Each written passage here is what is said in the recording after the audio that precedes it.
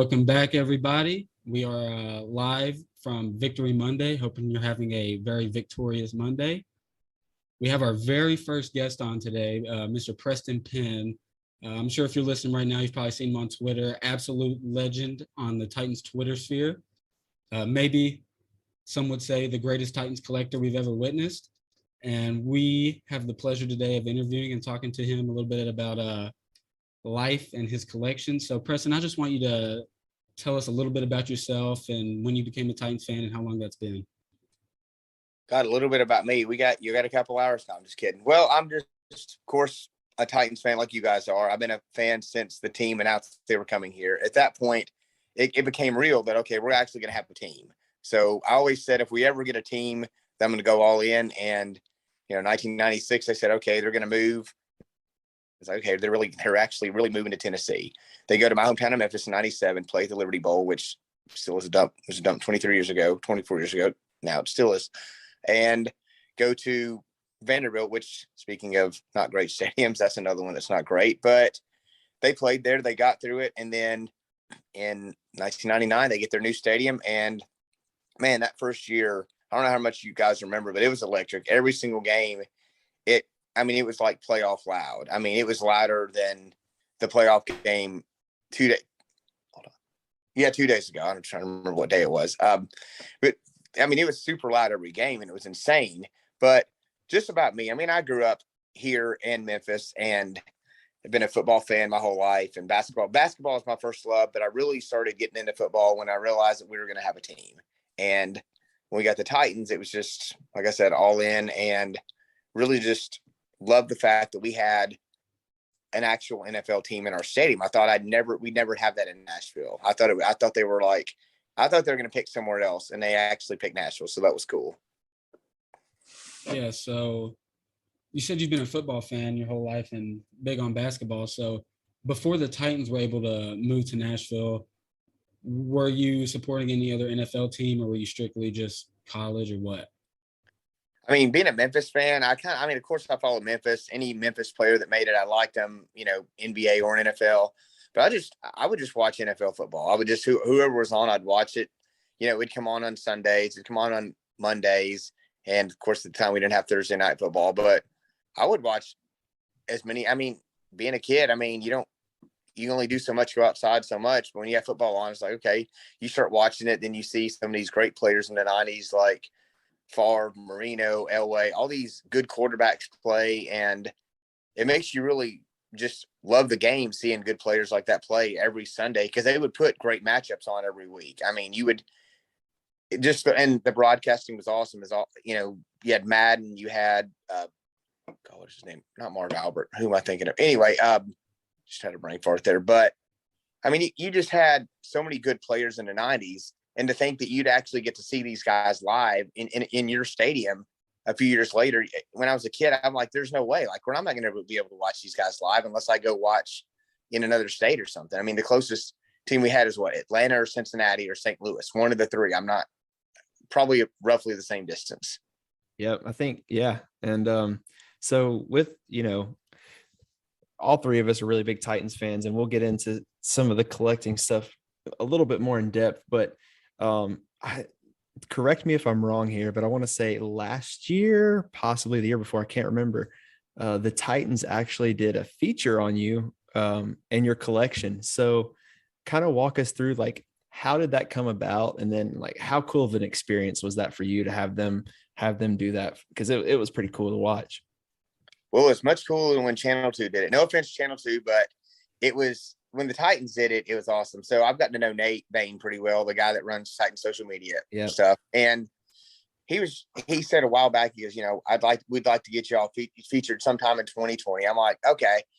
And then 2020's going through, we're getting halfway through the season. I'm like, well, I'm thinking that because of the pandemic, it's probably not going to happen. It's just, I understand it's just one of those things that's completely unprecedented, and literally nobody has an instruction manual on what to do or how to do it.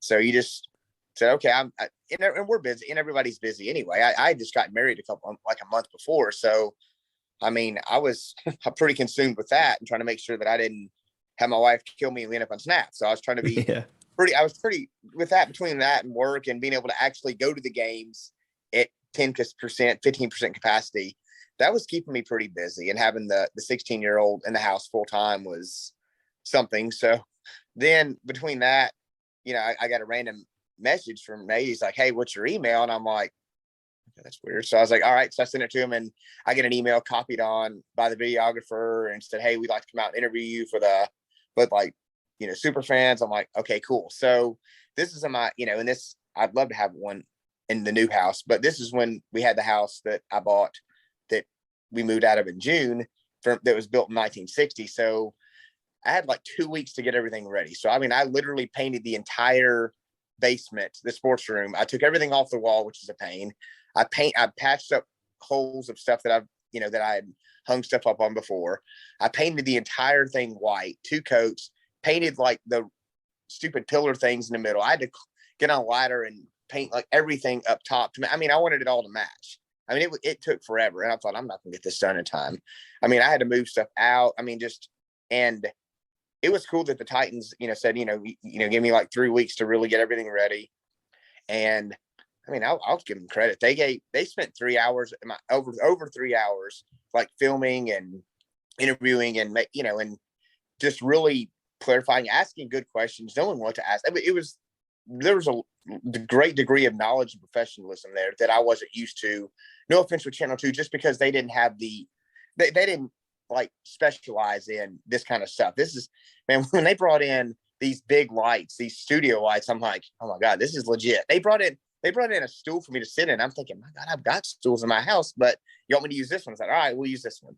So, this thing was professional down to every single part of it was unbelievable. It was unbelievable. I've never seen any kind of just professional. I've never seen anybody do anything like that. Like, especially for me, like, we're just interviewing for my sports room. I'm used to one person holding a mic and one person holding a camera and just talking and not editing it well at all. But this one was edited so perfectly. And sorry, I talk a lot, but it edited so perfectly that they took out everything that I didn't want on. They made me look good, which is hard to do anyway. They made me look really good, but the whole thing was incredible. Just, they edited it perfectly.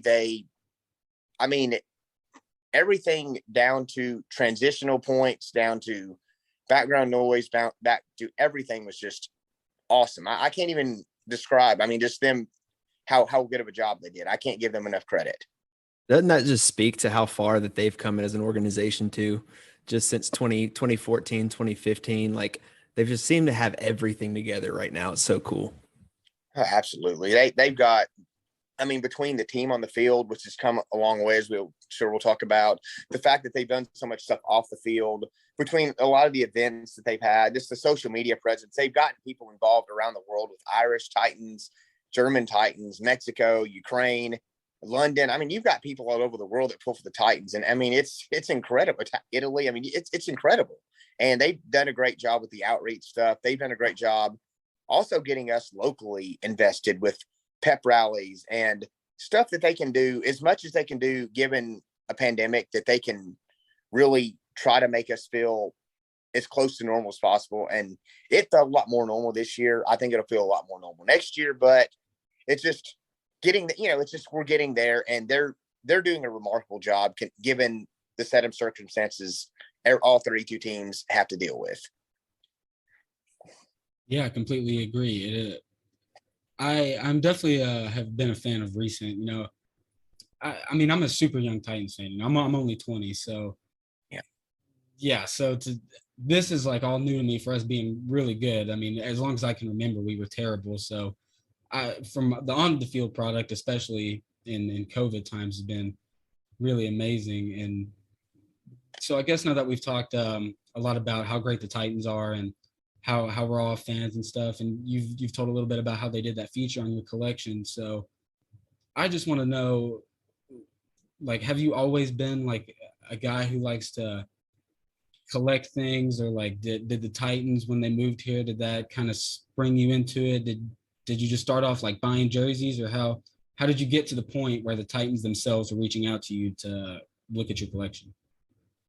That's a very convoluted question. I'll try to answer it as best I can. So when I was a kid, like most people, like most guys, I guess, I collected sports cards. I mean, we didn't, of course, we didn't have a pro team. So you would collect guys that you like that you watched on other teams. And then when we got the Titans, I'm like, okay, I can actually get a jersey of this player. Or I can get a card of this player, bring it to training camp and get it signed. And I'm like, as a kid, that's kind of the coolest thing you can do. You can do. I think you can actually meet the players and actually interact with them and collect players that you like and, things like that. So then I see most people would collect cards, they collect helmets or whatever. It's like, okay, well, I don't see a lot of people really collecting game jerseys.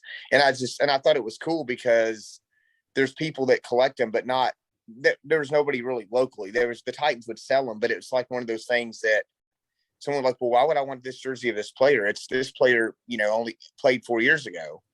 But it's kind of cool being able to see how nice those jerseys are and just how good a quality. I mean, you see guys that because everybody can pull for Henry, everybody can pull for AJ Brown. I mean, if someone asks you who your favorite player is, I mean, it's one of those, that's a pretty generic answer. It's not surprising.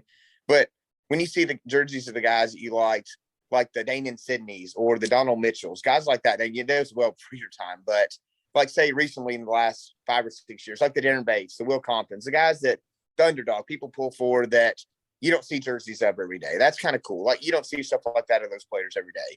You see Henry all day long, AJ, Tannehill, Julio. You know what I mean? It's just guys like that I would collect. But even to go back to your question, what kind of got me, I guess, the Titans involved in wanting to interview me was I hadn't gotten to know players over the years just doing graphic design stuff. So it was kind of cool talking to some of these players and even becoming friends with a couple of them. And I think that kind of got me on the radar, or I guess the Titans radar sounds kind of bad, but I guess it kind of got the Titans' attention that, oh, we got a fan that collects a lot of this stuff. Okay, this is cool. And getting to know Nate, that kind of, he saw it firsthand, just seeing it as I would post it. And I guess eventually they needed, somebody that a different perspective other than they did the Road Warrior thing where they interviewed a couple friends of mine and they've done different things on different features. They did one on my friend Titan Man. They've done one on, I think Nate and his crew do an outstanding job finding people that are unique in different ways. I mean, Titan Man's thing is cool. Chili Pepper. We got a lot of unique personalities in this fan base and a lot of great people that have done a lot of great things, both for the Titans community and for Nashville community. We've had people raise money. We've had people just do a lot of, be good how do I say this? Good representations of not just Nashville community, but just the Titans fan base, just doing great things outside of football and outside of Titans related stuff.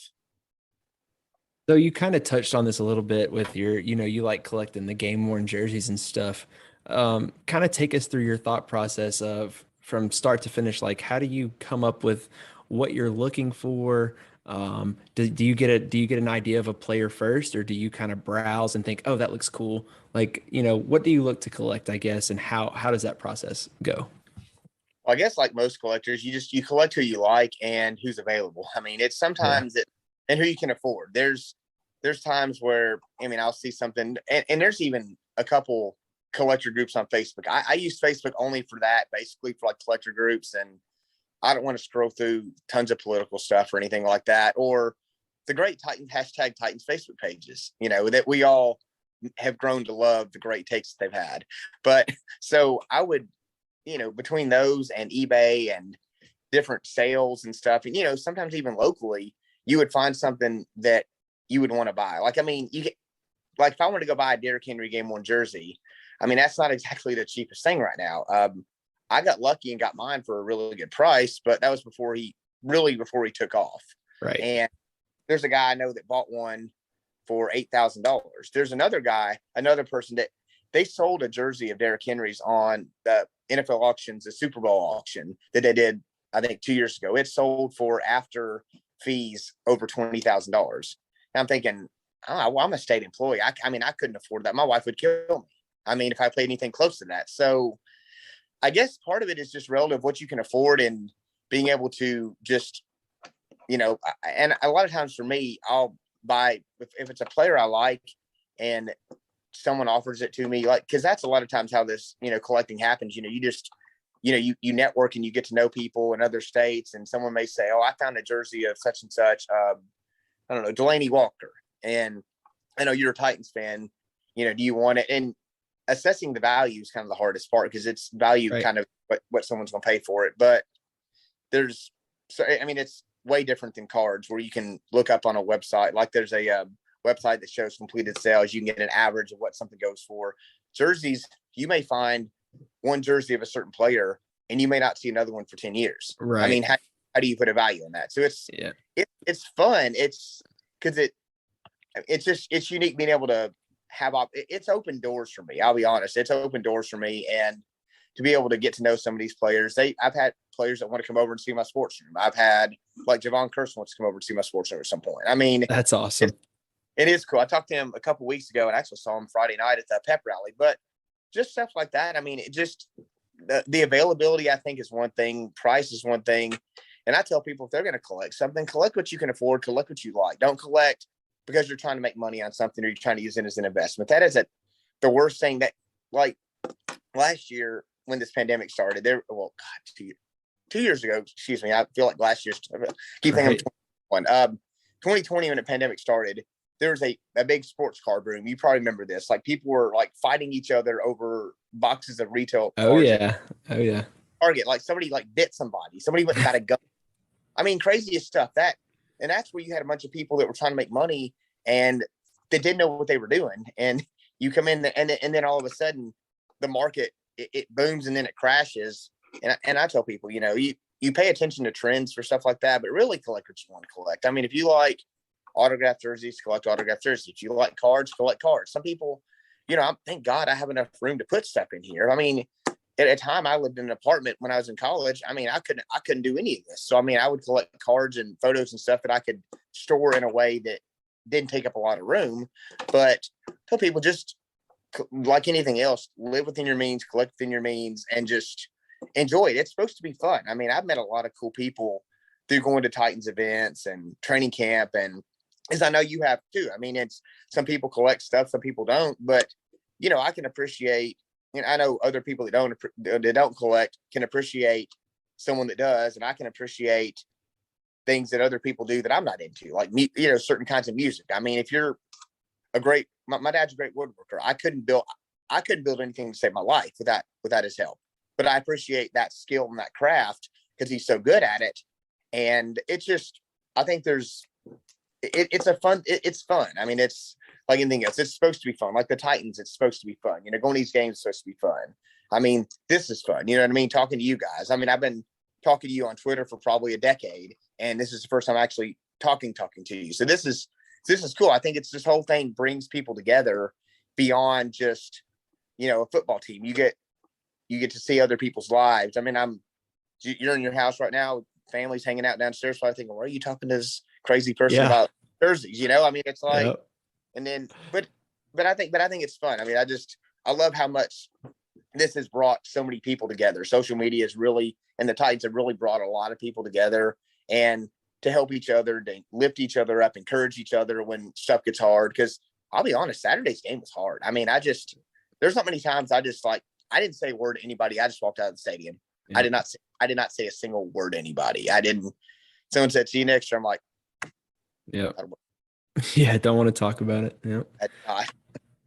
Yeah. So before we go into any other questions, I do want to just like acknowledge how that is like such a super cool thing, how just Trey with running his Twitter page and building that following and the cool interactions he's had has brought him so far. Just like you know, probably when you started collecting Titans game jerseys and cards and stuff, you probably never would have thought that, you know, just collecting and then, you know, sharing some of that on Twitter. And then next thing you know, like that's brought you such a long way in networking and making friends with all sorts of Titans players and stuff. And so, I mean, that's like a really cool thing. And to people who aren't a part of it, like Titans Twitter is a really like close-knit community, you know, like I said, I've been following you forever. I've been following Trey forever. And now look at us. If you would have told me a year ago that I'd be sitting on trying to podcast with Trey talking to you, Preston, I'm not sure if I would have believed you at all. So, I mean, that's a really cool aspect of what social media and what it can do for everybody. Absolutely. And people talk about how the bad part of social media, like there's people that say, I wish I didn't have social media. Well, I think like almost anything else, if you use it for good, it can be good. Like this is good. I mean, we've had people raise money for different causes. I mean, I've been helped do that over the course of the last 2 years, pandemic, tornado, raising money for stuff. It can be used for good. And there's a lot, like you said, there's a lot of good that can come from social media, and the Titans community just really kind of having each other's back. I mean, it's fun talking about the games. I mean, yeah, you have people fight, you have some drama, but that's anywhere. I mean, it's one of those things you just kind of, it's minimized, it's good. But like you said, this is a cool opportunity to be able to talk to you guys. And I mean, it's fun. Podcasts like this are fun. I mean, I'm sure you guys are going to have a blast interviewing all sorts of great people. And I'm thrilled that y'all drew me first. I mean, I don't know what possessed you to, but I'm grateful that you did. I mean, and I know that if I had a podcast, you guys would be glad to jump on for me. I mean, that's what people do. I mean, we help each other out, and I wish I had my Tennessee Tough shirt on. I would, go like that, but no, this is cool. I mean, I really appreciate you guys having me on. And yeah, like you said, this is a very tight knit community that we all care about each other, and it's beyond football. We care about each other's lives, about each other's families, about each other's well-being and mental health. I mean, there's so much more than football. And I mean, I could talk about that for a while, having been a caseworker for 30 years, but just honestly, the fact that it's people that actually legit care about each other beyond just being Titans fans, I think is one thing that really just separates us from so many other cultures or fan bases or, hashtag team Twitters that I've seen on social media. I don't see that kind of relationships when I've been around, when I've kind of clicked through other fan bases. I've not seen anything like that. Not even with Memphis Tigers Twitter, which is a strange place right now with Penny. Oh yeah, I bet it is. God. Yeah. So, like we were just talking about, like just being on Twitter, we've been able to be a part of such a cool and awesome thing, and a lot of good things have been done. And so this just popped into my mind because I'm pretty sure it's how I originally followed you and found you on Twitter. And it definitely was a good thing. And I don't know when you started it or how you started it. But talk about, I remember when you did all the jersey giveaways, and that is a lot of good, because I know there's a lot of Titans fans out there who now, have a piece of their own collection or a game worn jersey that you gave them. So what started that for you, and how much did you enjoy doing that for other fans? I enjoyed it. I mean, I'll be honest, because I feel like I always would tell people, like my wife, if I'm ever in the position to have any kind of platform, God forbid, I get put in that position where people actually listen to me. I don't know why they would, but if they do, and if I'm ever financially in a position to be able to give back and do something cool like that, I wanted to. And, I got lucky, and I've had a couple of really good jobs with the state. I mean, I got a promotion last year, and I mean, I've been lucky enough to be able to do stuff like that and find, a jersey or, something autographed or whatever, and I'll give it away. I mean, because I've got an extra, and I feel like it's something that it gets people excited, and it's something cool that it's kind of sparked other people to do it. I mean, I think Paxton's his name, Cousin Paxton. I've seen Fast Nasty do it. I've seen a few people, different people, like does the art, James Ryan, the Titan Oilers. I've seen a few people do giveaways also, and I think it's cool that it's kind of maybe sparked other people to kind of have that selfless behavior that, okay, I'm doing well in life and I want to bless somebody else, and it is a good feeling to bless someone else. It is a good feeling to do something nice for someone else. I mean, that's kind of really why I chose the career path I did, is to be a public servant for human services. I mean, I love helping people, and if this is one small way to help somebody by giving something away every couple weeks or so, I mean, why not? I mean, I think it's fun, and if I'm in a position to do it, and I'd like to do it. I'm blessed to be in a position to do it. I mean, I'd much rather be in that situation than maybe another one. Yeah, so it is really cool that you've been able to, help other people. Like you said, if you're in a blessed position to be able to do that, then it's a great thing to be able to do it. And I know you were talking earlier about your collection and how affordability is a big part. And so a lot of people we've given jerseys to might not have been able to afford something like that, and you blessed them with that. So to people who may be looking to start a collection and haven't been blessed and given a jersey in a giveaway or anything, do you have any tips or anything of like how you've budgeted or how, you can get into a position to maybe start collecting or buying jerseys and whatnot?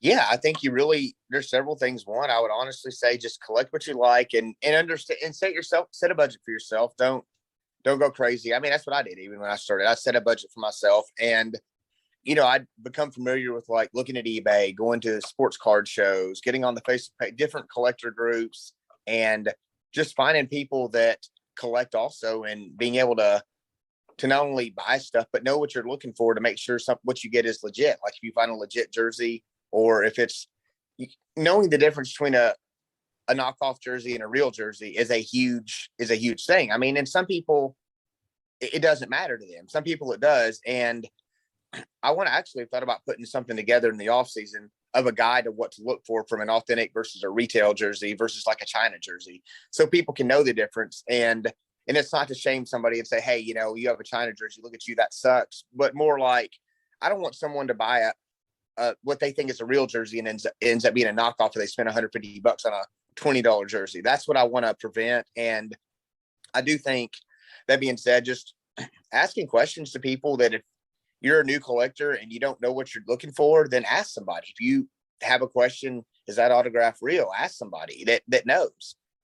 Or is this card a good deal at this price? I mean, you know what I mean? Ask somebody. I think there's a lot of people that collect, that care about wanting to see someone not get burned, and that me or anybody else that collects would be glad to get our opinion. I get messages all the time asking me about stuff like that, and those are the ones I reply to. I mean, I'll look at all my unfiltered messages. I have people that ask me about stuff like that. I'll give them my opinion. Like, is this autograph real? I mean, I think it is, and this is why. I think it's not, and this is why.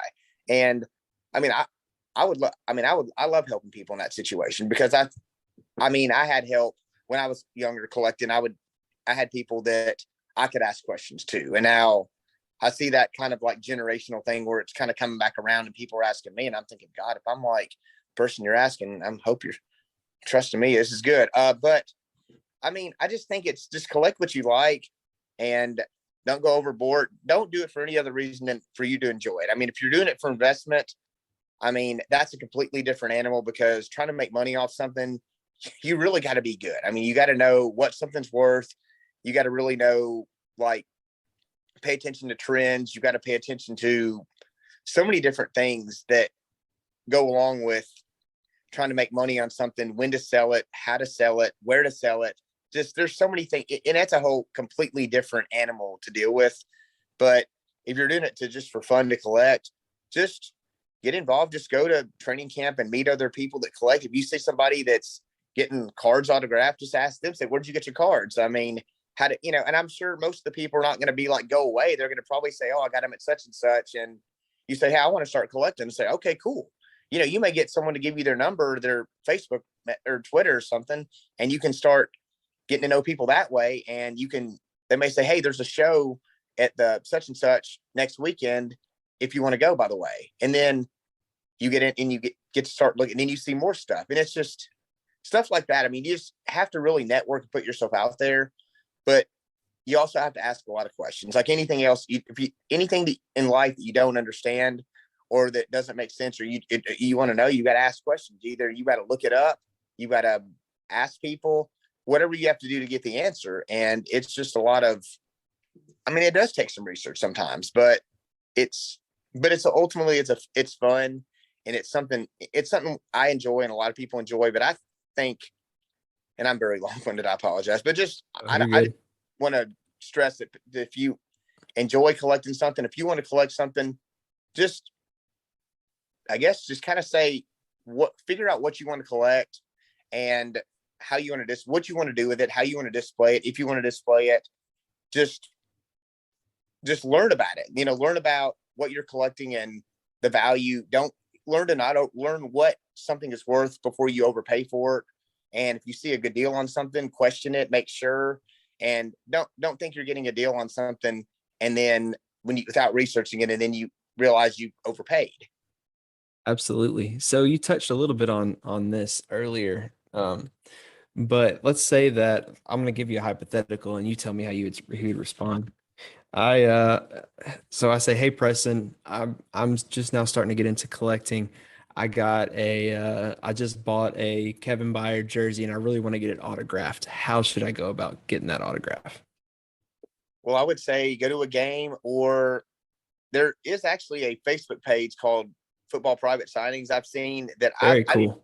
I've even sent a couple things into. I sent one in for Javon Curse when with the whole pandemic thing. I didn't know when I'd see him, and I've seen him like 3 times in the last month. So it's just funny how that works. But Yeah.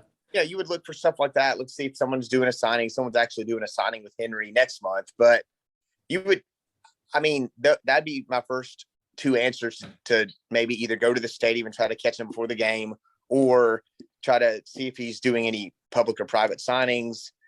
Go from there. And you got a jersey and you want to make sure it's legit. Say, hey, Preston, is this legit based on what what you see? I paid this for it. And I've seen people that will buy it at the pro shop and they'll say, is this legit? I'm like, you bought it at the pro shop and you don't It's want to legit. come, like, oh, but then you have people that wear the jerseys that are clearly not legit, that they say they paid $100 for at the flea market and they had 50 of them and they thought it was legit. And then I've friends with the person that was the pro shop manager. He's had to tell people that's not a legit jersey. We don't have these here. This is why. And they're trying to explain it. And that's a hard barrier to break through when somebody doesn't want to hear an answer. And I've learned that, over the course of time, but just, I think like that, to answer your question, that would be the hypothetical. I would do those two things. And then based on what you were doing with it, if you wanted to get it framed, if you want to get it authenticated, I mean, I would tell you, if you're ever going to think about selling it, if you wanted to really increase the value, just in case, God forbid, you needed to sell it, I would get it professionally authenticated. You get it framed. I would tell you probably like what I would do to get it framed versus maybe professionally framed, because, depending on if you wanted to be cost effective, you could do something that would be as easy as $60 to $80, or as much as, like, I spent on this right here, I spent $35 on this frame. It was half off at Michael's. $25 for this custom designed 24 by 36 that I had the window cut open to where it basically shows him Delaney wearing the jersey. I was able to frame this myself. I mean, it's cost $60 to do this. The jersey costs a lot more than that. So this was cost effective. This one, the Henry jersey, was about $450, because I had this hand cut right here. I wanted this hand cut because it's like, I'm only going to probably have this one jersey professionally framed this well. So I want it done the way I want it exactly. And I was willing to spend a little bit more because I knew that I was going to put it as the centerpiece on the wall. And I wanted to make sure that it looked good the way I wanted it.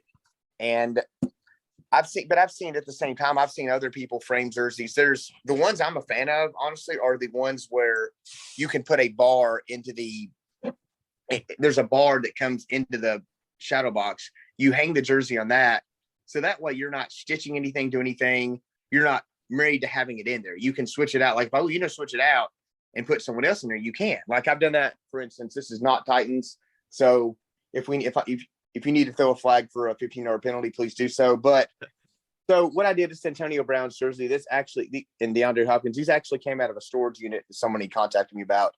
But so what I did was I bought this shadow box at Michael's. I think it's like 18 by 30, but I'm trying to remember. Anyway, but long story short, I've got a hook here that I put on the top. It's a wood screw hook, and I have a hanger that I bent to where I can switch. If I ever want to switch this out and put another player in it, I can do that. And I was able, and it fit perfectly because I wanted something that was not super bulky, super wide, because I wanted to be able to, because I had the way with my sports room, I wanted to be able to kind of get it to where it didn't take up a lot of space. And honestly, guys, framing takes up a lot of space. It can take up a crap load of space.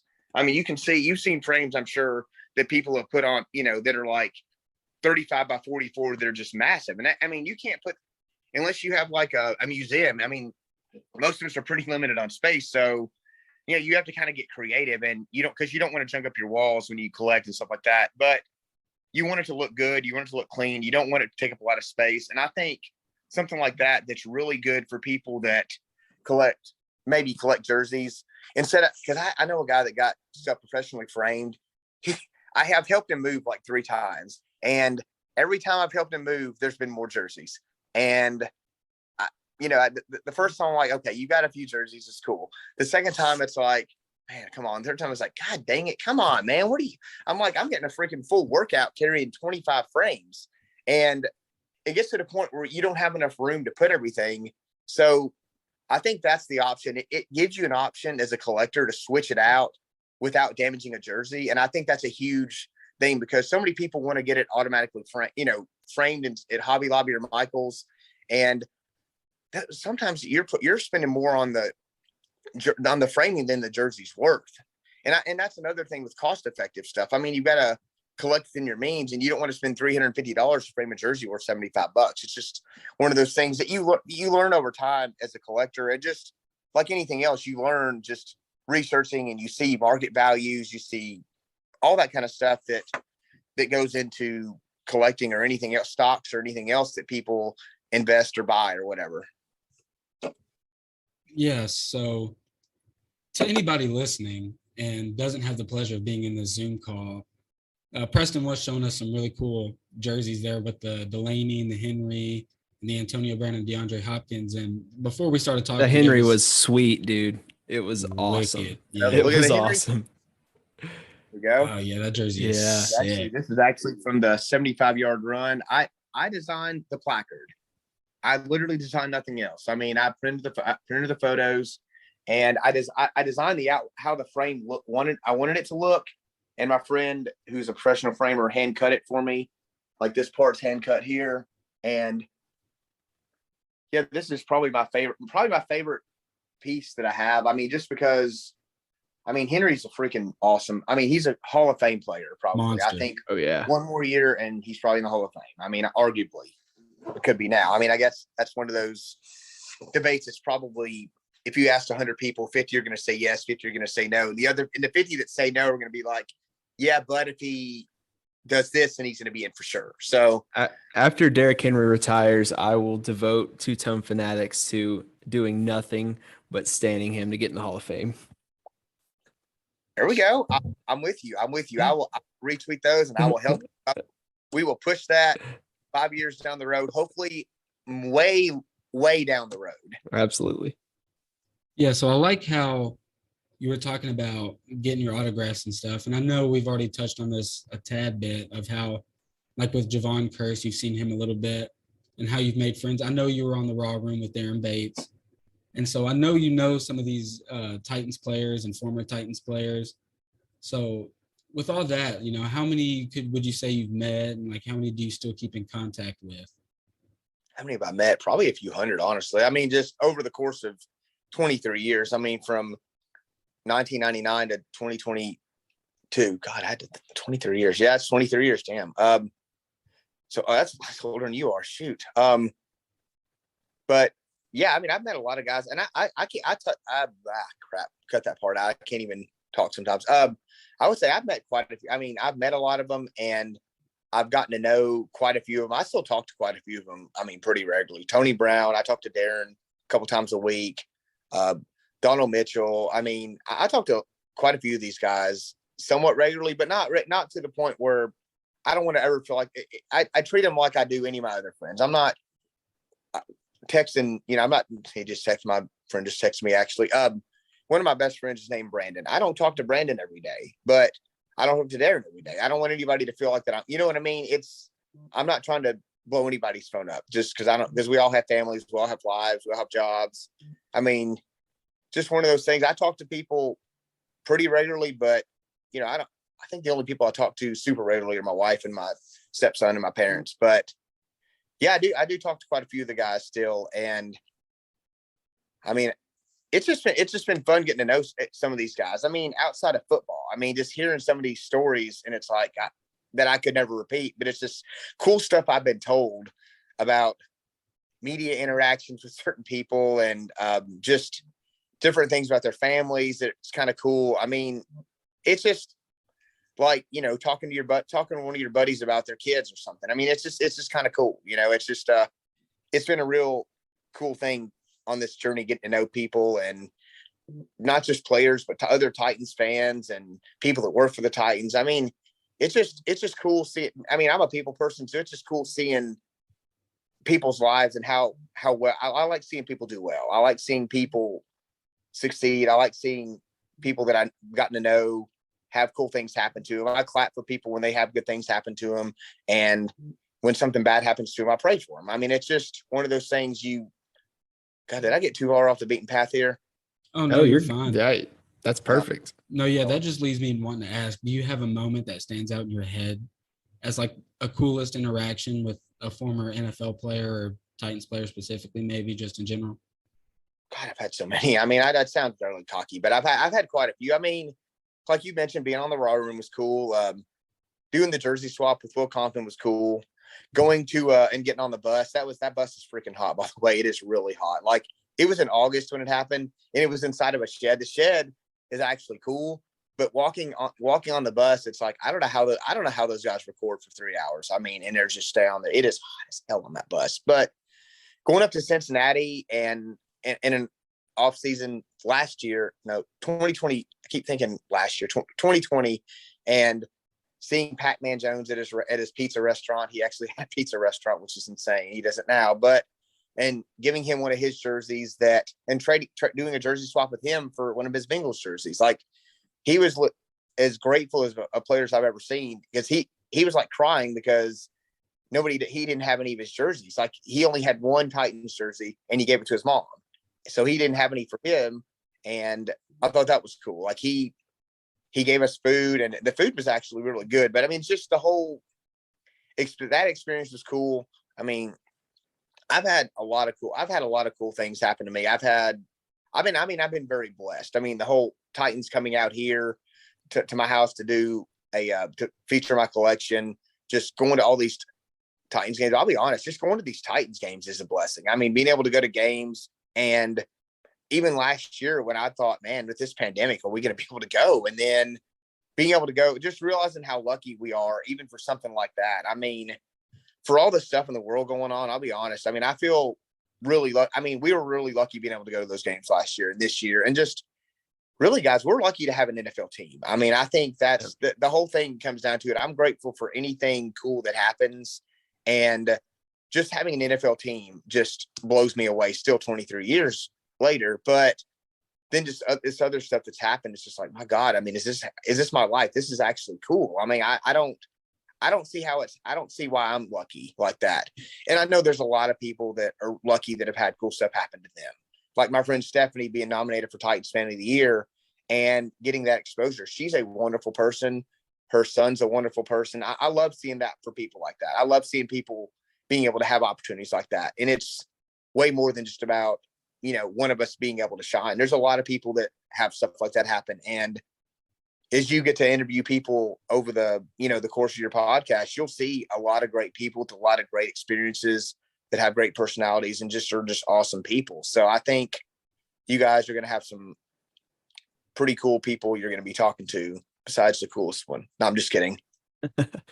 That's so cool. I mean, dude, you have knocked this out of the park so far. I'm gonna give you one more collecting question, and then Kieran's got a question about college that should be fun, and then we'll wrap up here in just a minute. But I guess the last collecting question for you is, do you have any kind of, I don't know, end game for your collection? Like, where do you see it going? Do you just want to do it forever till you go on, or do you want to, is there any kind of end game? I mean, you've blown up on social media and media in general over the last couple of years. So where do you see it going? I'm good enough to where I might even make one of your top 10 lists this year. There you go. No, but really, my wife has actually asked me that question. She goes, what is the end game? I said, I don't think there is one.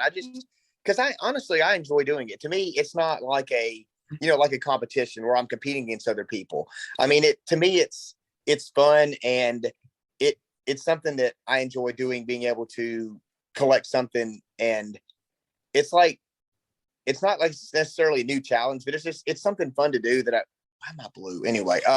But it's just fun being able to do it and to be able to see just the interactions with the players and other fans that I'm friends with that collect. And I think just the fact that it's a fun hobby, that there's not really a quote unquote end game, because it is a fun, I enjoy it. I mean, I enjoy being able to compete. And like I said, I'm not competing with anybody. I think it's just because we all like everybody, a lot of people collect different things. So necessarily me collecting jerseys or helmets versus somebody collecting cards, it's not like a competition to me. Some people, I've seen people where they try to make it like a pissing contest, and it's like, it's not supposed to be that way. It's supposed to be fun. I mean, I can collect something and I can appreciate the fact that if you collect something, that I think it's cool that you have it. I mean, I don't necessarily be like, well, why don't you have it and I don't? It's just that I've seen people act like that and it's childish, but at the end of the day, it's a fun hobby.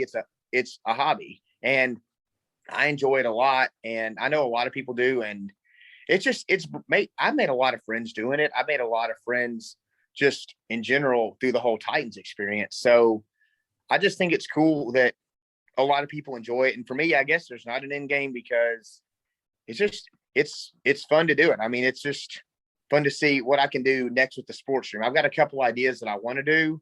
And I mean, eventually I told my wife we're going to build a museum. No, I'm kidding. I told her I wanted to make the museum the backyard a museum, because my next door neighbors have built this fence that's like 7 feet tall that I don't think meets HOA regulations. It's completely solid. So I'm like, well, if they can do that, can I just build it in the backyard? And she's like, no. And I'm like, yes, ma'am.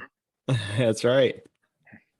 Yeah, so I definitely want to thank you for sharing all the insight into your collection and how new collectors, regardless of what they're collecting, can get into that and build their own. But this last question, I just wanted to ask out of my own selfishness, I guess. So in preparation for the pod, I was looking at your Twitter a little bit, and I saw in your bio that you're a Belmont grad. And so before I go into any, do you still like keep up with Belmont sports or anything? I do a little bit. I mean, I'm friends with a lot of guys that played at the same time I went. And one of my friends that played at Belmont is actually TSU's head coach, Penny Collins. So I keep up with him. I keep up to a degree. I mean, I've not made it back to as many games as I want to for Belmont, but I've been back to the campus quite a few times. I mean, one of my best friends got married at the Belmont Mansion in October, I think. He probably won't be watching. I don't guess. So hopefully if I get it wrong, then we'll just pretend I said September, but I think it's October. But I went back there, and it's just crazy seeing. When I went to Belmont, when I first started, it was under 5,000 students. Now there's over 10. They built a second parking garage. I mean, it doesn't even look like the same college. It's crazy, like how much it's changed. Like when I got there, to give you a reference, they actually were completing building the Curb Center where they play basketball. So they were breaking ground on it my first semester there. So it's come a long way even from then. And it's cool seeing that area, and it's cool going back. And I think it's a great area. I'm partial because I went there, but I love the area. I think it's a unique school. I mean, I think it's just, I had a lot of fun. I've got a lot of good friends that I still talk to this day that I went to school with. And one of them is one of my best friends, and she actually is a huge Titans fan also. So I went to school with her and actually bought her tickets. Well, she paid me back, but I got tickets for her for the AFC Championship game, which I'm pissed that we're not going to be sitting out there in 43-degree weather on Sunday. I was all prepared for that, and I was not prepared for a loss. I'll be honest. I was not prepared to deal with those Cincinnati fans chirp, chirp, chirp, chirp, chirp all week. And honestly, if you guys had told me that we're only going to give up one touchdown and we're going to have 9 sacks, I would have thought, okay, we're going to beat the hell out of them 38-10 or something. And then you see the score and it's like, oh my God, this really didn't happen. We should have Preston. We should have beat the hell out of them, dude. Yeah, but before we wrap up completely, I just wanted to say, in regards to you being a Belmont grad, I'm coming live from the one and only Murray State University right now, Murray State dorm. So I just wanted to say, go Racers, and can't say I'm the biggest Belmont fan. Hell yeah, there you go, Ja Morant, baby. Ja Morant University. Yes, sir. Well, somebody else. I'm trying to think who they had. Somebody else they've had a couple guys. Murray State's had a couple guys that have gone pro. I'm trying to think. Austin Lane for sure that played for the Jaguars. He's a defensive end. when they're about, and there's a basketball player I think got drafted. I'm drawing a blank on his name, but it was in the 90s. I remember it's gonna bug me. And Trey may get a random message and be like, with a basketball player's name, and if you get a message randomly, it's the Murray State guy I was thinking of. But I know Austin Lane for sure played, because I actually saw him play for the Jaguars, but he played at Murray State, to give you a reference point for that. So, and one of my good friends from years ago went to Murray State. So I'm familiar. I've seen that's a nice school. That's a nice school. Go much better. No, I'm just kidding. Well, Preston, man, thank you so much for coming on and joining us. I've had an absolute blast. I know Kyran has too. You can hang out for just a second if you want after we stop recording and just, say our final goodbyes, but I really appreciate it. This has been the first guest of the Victory Monday podcast. We really appreciate Preston coming on. You guys like, subscribe, 5 stars, all the things. We'll see you guys next Monday.